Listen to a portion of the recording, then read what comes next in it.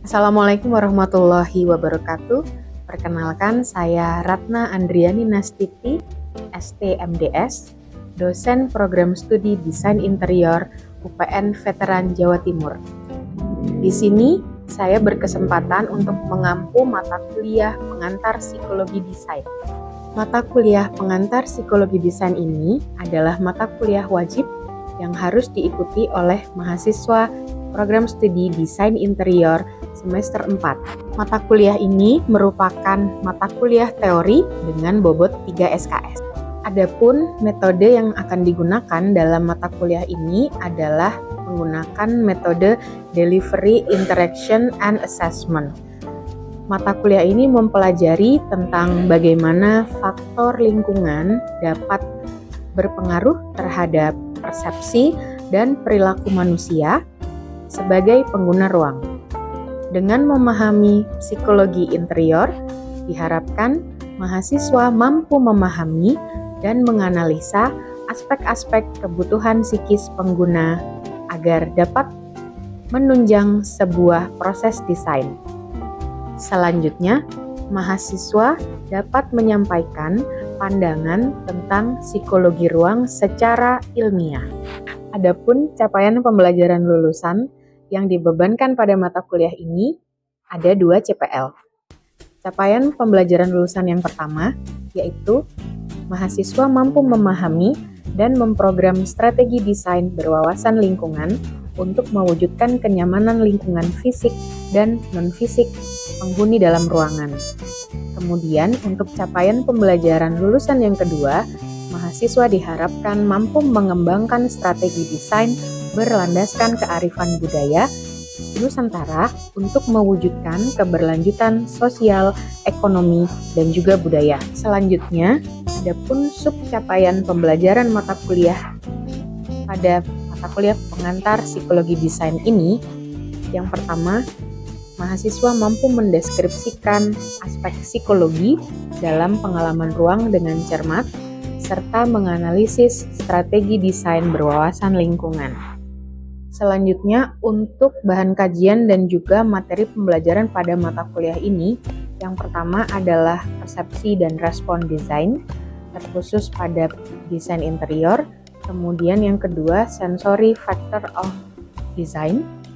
Kemudian yang ketiga, pengalaman dan juga lingkungan terkait desain interior. Selanjutnya yang keempat, perspektif hubungan manusia dalam ruangan. Dan yang kelima, perilaku dan emosi pengguna di dalam ruangan desain interior. Referensi yang digunakan pada mata kuliah ini terdiri dari referensi utama dan juga referensi pendukung. Untuk referensi utama yang digunakan ada referensi terkait Place of Advantage, Applied Psychology for Interior Architecture. Kemudian yang kedua adalah Well-being in Interior Design, terkait bagaimana desain interior dapat mendukung kesejahteraan manusia yang ada di dalamnya. Selanjutnya yang ketiga adalah Designing for Behavioral Change, atau yang membahas tentang bagaimana perilaku manusia di dalam ruangan dan bagaimana desain interior merespon hal tersebut. Selanjutnya untuk referensi pendukung ada terkait interaksi psikososial di ruang interior.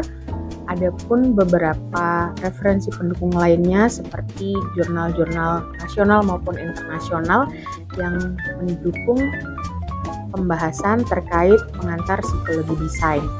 Untuk evaluasi pembelajaran, maksimal tidak mengikuti kelas sebanyak 3 kali pertemuan. Kemudian syarat nilai lulus mata kuliah adalah dengan mengikuti kelas, mengerjakan tugas, dan juga aktif berpartisipasi pada tugas kelompok maupun individu. Diperkenankan melakukan perbaikan tugas setelah penilaian selesai dilakukan. Selanjutnya, nilai setiap tugas dapat diakses secara daring pada Google Spreadsheet dan dapat dipantau oleh mahasiswa secara langsung. Lalu, pada akhir perkuliahan, di akhir semester, terdapat penilaian kontribusi anggota kelompok oleh masing-masing anggota kelompok, sehingga diharapkan mahasiswa dapat aktif berpartisipasi pada proses pengerjaan tugas secara menyeluruh. Kemudian, metode pembelajaran yang dilakukan pada mata kuliah pengantar psikologi desain ini Yang pertama, menggunakan metode case method study. Kemudian yang kedua, menggunakan project based learning. Dan yang ketiga, menggunakan small group discussion. Untuk sistem penilaian dari mata kuliah ini terdiri dari penilaian dari 2 tugas. Tugas pertama yaitu tugas UTS dan tugas kedua adalah tugas UAS. Untuk tugas UTS, mahasiswa diminta untuk menganalisis studi kasus, kemudian menyajikan datanya dalam bentuk booklet. Pada tugas UTS ini, mahasiswa diminta untuk mencari salah satu objek ruang publik, boleh menggunakan hasil survei yang terintegrasi dengan mata kuliah core atau mata kuliah inti, dan boleh juga memilih objek baru. Hasil survei objek tersebut kemudian dibahas berdasarkan studi kasusnya, menggunakan teori-teori yang sudah diajarkan di mata kuliah dari minggu ke-1 hingga minggu ke-7. Selanjutnya, untuk tugas UAS, mahasiswa diminta untuk merumuskan konsep desain salah satu studi kasus yang sudah dipilih, kemudian mewujudkannya dalam bentuk maket kecil, project maket sederhana, dikerjakan secara berkelompok. Untuk contoh tugasnya adalah seperti ini. Nah, selanjutnya berikut ini akan ditampilkan cuplikan kelas mengajar mata kuliah pengantar psikologi desain, di mana pada akhir perkuliahan akan diadakan asesmen berupa telusur smellscape, karena materi yang diajarkan pada kelas ini adalah bagaimana alat indera merespon stimulus yang ada di dalam suatu ruangan atau desain interior, sehingga nantinya mahasiswa di akhir perkuliahan diminta untuk menelusuri sebuah bangunan dan menandai atau place marking di mana saja titik-titik yang memiliki sumber aroma atau perbedaan aroma dibandingkan dengan area lainnya. Adapun berikut cuplikannya. Oke, Assalamualaikum warahmatullahi wabarakatuh. Selamat pagi teman-teman semuanya. Hari ini kita akan mempelajari tentang mata kuliah pengantar psikologi desain pada pembahasan emotional and cognitive responses to sensory information. Nah, materi ini adalah materi dari mata kuliah pengantar psikologi desain di minggu ke-7. Jadi kita akan mempelajari tentang tangible dan intangible serta bagaimana sensori-sensori yang ada di lingkungan kita ditangkap oleh alat indera. Nah, di sini kalau kita lihat ada gambar laki-laki dan perempuan kelihatan ya, walaupun agak apa. Jadi sebenarnya secara naluriahnya atau dasarnya manusia itu antara laki-laki dan perempuan punya tingkat kepekaan terhadap respon sensori dengan cara yang berbeda. Misalkan teman-teman, kalau yang cewek itu lebih responnya lebih peka terhadap aroma, kemudian yang laki-laki itu cenderung tidak, tapi yang laki-laki lebih peka terhadap respon audio dan sebagainya. Jadi itu naluri aja, nggak apa-apa itu karena memang bawaan kita, kemampuan kita seperti itu. Dan kemudian mekanisme kerja alat indera penginderaan merupakan tahap paling awal manusia dalam menerima informasi dari lingkungan. Ini namanya adalah persepsi manusia. Jadi kenapa kok kita perlu mempelajari bagaimana rangsangan itu diterima oleh alat indera, karena kita nanti sebagai perancang kita harus merancang based on apa yang dibutuhkan oleh alat indera kita. Kalau misalkan kita punya visual, kita pengen melihat hal-hal yang baik, ya sudah, berarti kita merancang hal-hal yang indah secara visual, yang dilihat dengan kebaikan atau estetis ya kalau bahasa kalian sekarang. Kemudian kita akan harus mendesain dengan mempertimbangkan prinsip aroma yang baik atau smellscape yang baik gitu. Jadi ya udah, kalau misalkan area yang kalian desain itu berada di dekat TPI atau TPA, tempat pembuangan akhir gitu ya, atau tempat pembuangan ikan, itu kan pasti punya aroma yang berbeda dibandingkan dengan pemukiman yang ada di rumah-rumah kanan kirinya gitu. Sehingga ketika kita peka terhadap aroma yang ada di sana, kita perlu tahu akan membuat jendela atau bukaan ke arah mana. Kemudian kita juga perlu mempelajari arah anginnya. Apakah angin itu menghembuskan bau-bauan itu ke dalam rumah dan dampaknya baik atau enggak? Kalau enggak ya buat apa kita desain seperti itu. Itu contohnya. Next, kemudian, oke. Nah, pertanyaannya nih,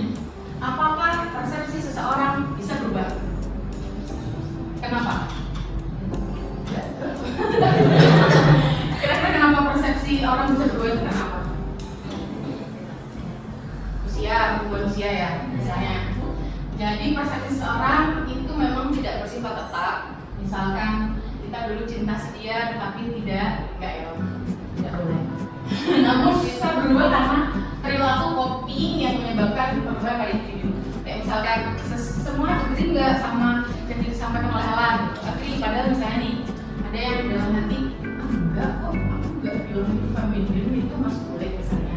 Tapi karena mayoritas bilang feminin, akhirnya perubahan persepsi itu bisa terjadi. Kemudian respons stimulus pada seseorang mulanya itu tinggi. Tetapi jika stimulus hadir berulang kali tanpa adanya perubahan, maka respon seseorang akan semakin lemah dan semakin tidak peka. Misalkan, pertama kali kita masuk ke dalam ruangan yang baru saja kita datangi dan belum pernah kita datangi sebelumnya. Kita ke, let's say, ke mall misalnya, yang retailnya baru misalkan.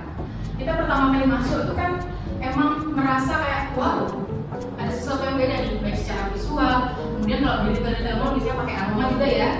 Ada aromanya juga, kemudian beat musiknya yang ada di mall itu juga beda. Ketika kita pertama kali merasakan respon itu, maka kita akan merasa satu persepsi kita baik tentang ruangan itu. Tetapi ketika kita udah berlama-lama ada di ruangan itu dan mengelilingi atau mengeksplor setiap unitnya, kita akan punya persepsi yang berubah. Jadi, oh iya sih, awalnya seru sih, tapi ternyata setelah aku jalani tidak seseru itu, misalnya. Itu juga bisa terjadi. Jadi, persepsi kita bisa berubah. Ini adalah salah satu riset saya di tahun 2020 mungkin ya, kalau nggak 2023, tentang persepsi audiovisual interior biji bakal floating resort Probolinggo terhadap citra postal tourism. Jadi di sini saya tuh mau meneliti apakah ada pergeseran preferensi warna dinding dari manusia-manusia atau tourism atau si wisatawan masa kini dibandingkan dengan yang dulu. Jadi kalau kita pernah ingat COVID tahun 2019 itu adalah puncak pergeseran preferensi manusia. Kalau kita lihat secara umum ya di research, jadi mayoritas orang-orang itu punya preferensi warna yang bergeser dari yang awalnya suka explore warna, artinya bisa pakai warna gelap, kemudian middle dan seterusnya di bagian dinding. Tapi setelah COVID-19 itu kita semua atau manusia ini, kita termasuk di dalamnya mungkin ya hitungannya, kita lebih prefer pakai warna yang lebih terang karena akan terhubung dengan kesan higienis gitu, karena COVID itu tadi. Karena kalau COVID kan seperti yang kita tahu, kita harus bersih karena bakteri itu nanti relate-nya kepada yang hal yang sakit, kotor dan sebagainya. Nah setelah COVID itu akhirnya kita semua punya preferensi yang bergeser. Kita lebih prefer warna dinding, kemudian warna pencahayaan yang lebih terang ketika ada di suatu tempat. Next, ini tadi yang saya jelaskan relasi antara penglihatan dan juga peraba. Jadi ada interaktif dan juga atraktif. Interaktifnya karena kombinasi stimulus visual dan peraba dapat menghadirkan ruang keterlibatan atau engagement yang berlebihan, engagement yang berlebih gitu ya, antara user dan juga desain.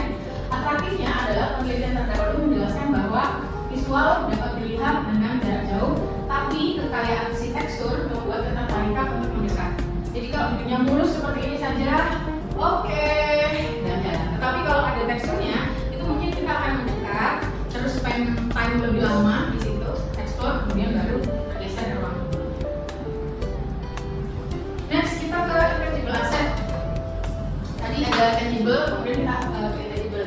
Sebelum kita ke intangible, kita review dulu. Kita tadi belajar tangible asset itu meliputi apa saja? Penglihatan, indera penglihatan dan peraba. Kalau indera penglihatan tadi kita amati untuk di interior desain itu seputar apa? Warna, cahaya, tekstur gitu ya, dan seterusnya. Kalau peraba, tekstur. Nah itu tadi makanya ada kesinambungan antara penglihatan dan peraba. Sekarang kita bergeser ke intangible asset, guys. Aset interior yang tidak berwujud dan tidak berbentuk, ada suara dan bunyi, kemudian ada aroma. Nah ini adalah indera. Ini adalah gambar laut, ombak gitu ya.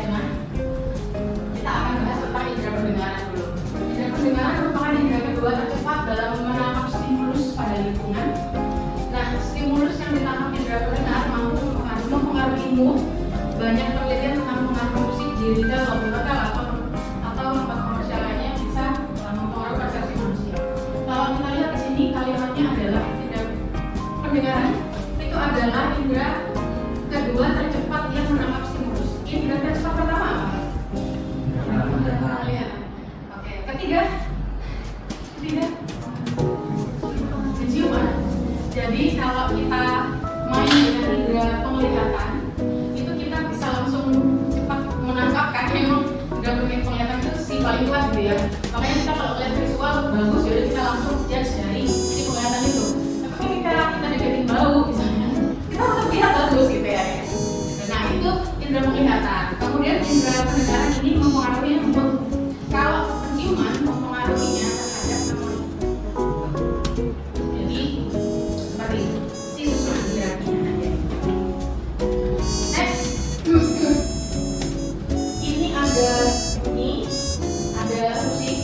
Jadi kalau bunyi ini baik Roger Ulrich ceritanya ya di healthcare facilities. Jadi teori of supportive design itu fungsi desain pada fasilitas kesehatan ada sense of control, sense of support sama positive distraction. Artinya ketika kita ada di healthcare facilities itu misalkan teman-teman pernah ke dokter gigi, ketika umur berapa tahun? 4 tahun kayak 14 tahun, oh 4 tahun. Berapa tahun Novi? 6 tahun. Oh 6 tahun ke dokter gigi. Apa kesan pertamamu ke dokter gigi? Dingin, mencekam, ruangannya putih, full alat-alat. Yang alat-alatnya itu kalau dipakai ke kita tuh agak mengeluarkan bunyi yang mengerikan gitu ya, untuk anak 6 tahun ya. Dan itu dia guys, kenapa si indera pendengaran ini penting kita mainkan dalam interior design. Karena contoh halnya tadi seperti kita datang ke dokter gigi ya, itu kalau teman-teman tahu kan bunyi si alat bor atau solder dan seterusnya itu dulunya itu bunyinya gitu kan, jadi kayak oh my god di bor. Tapi sekarang karena adanya peristiwa itu gitu ya, akhirnya banyak alat-alat kedokteran yang sekarang bunyinya nggak nih tapi bunyinya lagu nada-nada gitu. Coba cari ya, nanti di googling ya. Jadi kayak nimu gitu. Ada guys. Cari sumber. Kalau enggak, kalian coba aja ke dokter gigi. Nah itu. Kemudian kalau kita bicara tentang positive distraction, ya itulah hal-hal yang mendistraksi atensi kita terhadap ketakutan. Ketika kita jadi pasien begini, kita udah tidur terus kita nggak makan. Nah di situ terus kita diobrol-obrol pakai alat. Nah itu kan memang agak tabu dan menakutkan gitu. Tapi ketika suara alatnya itu diganti atau ada suara lain yang mendistraksi suara itu, fokus kita itu akhirnya udah nggak ke alat, tapi ke hal lain, hal yang ada di sekitar kita interiornya. Entah itu gemericik air atau film atau movie atau apa gitu, yang bunyinya itu mendistraksi konsentrasi kita, itu sangat menolong. Gitu. Kemudian kalau musik ini hubungannya sama commercial space. Jadi teman-teman kalau ke retail mall-mall gitu ya, biasanya kalau ada musik-musik yang cepat itu tuh sangat memacu adrenalin kita untuk belanja. Jadi kita makin senang tuh, makin hype nih aku ada di matahari tadi gitu ya, makin hype terus makin seru belanjanya. Dan itu memang benar karena penelitian sebelumnya pun menyatakan hal yang sama. Kalau musiknya nenon itu berarti vibes-nya apa? Makanya gitu dibahas. Sekarang kita ke smell, indera penciuman. Magical, mysterious, and powerful itu katanya. Nah aroma itu menciptakan spatial awareness dan juga place. Kalau dari buku yang kita pakai untuk membuat materi ini ada sense of place dan spirit of place. Kalau sense of place itu bisa kita artikan seperti ketika kita mencium aroma itu kita akan teringat dengan ruangan tertentu dan keberadaan aroma itu kita akui di ruangan itu. Tapi kalau spirit of place ini kalau saya contohnya ini adalah bau dupa. Guys, kalau misalnya kita ke Bali ya, ada yang orang Bali? Ayo ya, kita ke Bali ya. Biasanya identik dengan sembahyang di Bali. Makanya spirit of place. Kenapa spirit of place? Karena bisa dikorelasikan dengan kegiatan ibadah. Tuh. Next. Nah, ini ada side effect. Sebenarnya nggak cuma 4 saja guys, ada banyak side effect-nya. Ini mungkin yang kita bahas ya sini dulu lah ya, karena kalau terlalu banyak yang kita bahas kayaknya sampai subuh nih kita nih. Jadi yang pertama misalkan side effect dari lemon itu bisa mempengaruhi untuk mengerjakan mental task gitu. Lemon ya, bukan jeruk. Gitu. Kemudian kalau peppermint ini working as physical task. Jadi kalau misalnya kita nge-gym, itu kita mencium bau peppermint, itu kita akan merasa lebih bersemangat untuk nge-gymnya. Dan mungkin yang kedua tadi menyerupai lemon tadi, aromanya ya. Kemudian lemongrass itu reducing anxiety. Kemudian untuk aroma yang bisa memberikan efek relaxing ada banyak. Silahkan kalian pilih, mungkin mau dipakai di kos-kosan atau di kamar kalian. Contohnya saya nggak menyebutkan brandnya karena kita nggak gitu. Gitu ya. Dari sini bisa dipahami? Bisa. Semuanya bisa ya. Nah, kayaknya sudah guys. Ini adalah studi pustaka dari buku-buku yang kita gunakan untuk menyusun materi kita kali ini. Selanjutnya kita ke assessment. Yuk.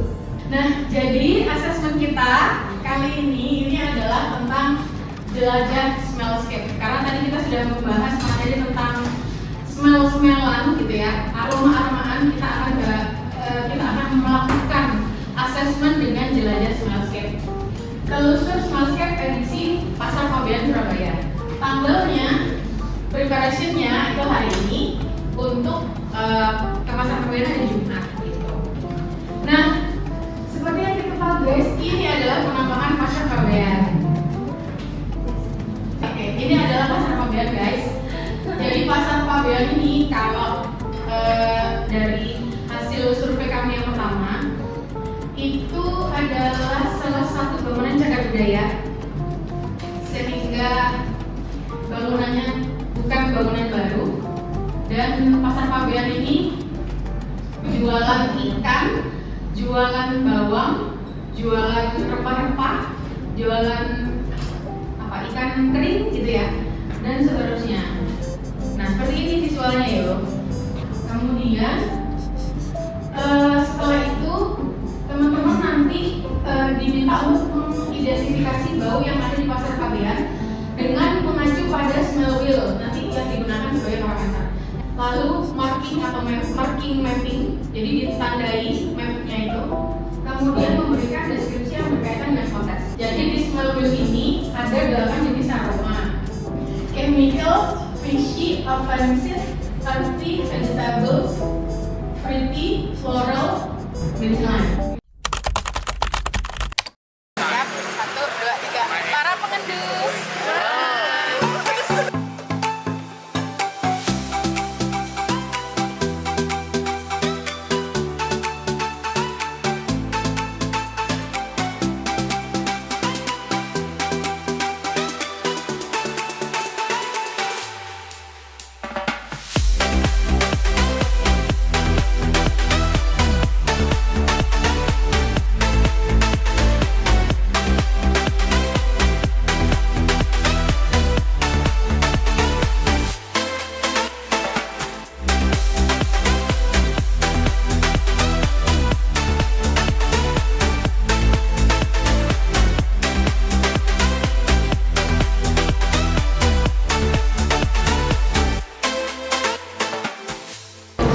Jadi itu tadi hasil asesmen kita di Pasar Fabian terkait smellscape. Masih semangat teman-teman? Semangat! Nah, sekarang saya minta diberikan pesan dan kesan dari mata kuliah pengantar psikologi desain. Khususnya tadi yang ada hasil asesmen itu, menurut teman-teman gimana, mungkin bisa memberikan pesan dan kesan, kemudian saran untuk perbaikan mata kuliah ini ke depannya. Perkenalkan, nama saya Ines Kristian Makaben. Untuk kesannya sih menyenangkan, juga mengingatkan lebih banyak belajar, Lebih banyak telusur ya? telusur lagi. Perkenalkan, nama saya Raditya dari Sawinda. Untuk kesan dan pesan smellscape telusur Pasar Pabean tadi sangat seru. Banyak banyak ilmu yang baru juga, sangat sinkron dengan mata kuliah psikologi desain juga. Sarannya sama, banyak telusur lah. Oke. Untuk kesan dan pesannya sama aja. Tadi mata kuliahnya juga seru banget. Kita explore di luar ruangan, luar kelas. Jadi kita itu bisa mengetahui banyak hal terkait di luar, seperti apa kondisi Pasar Pabean tadi juga gitu sih. Dan pastinya kalau dari sarannya sendiri lebih sering-sering aja kayak ngadain mata kuliah di luar kelas gitu.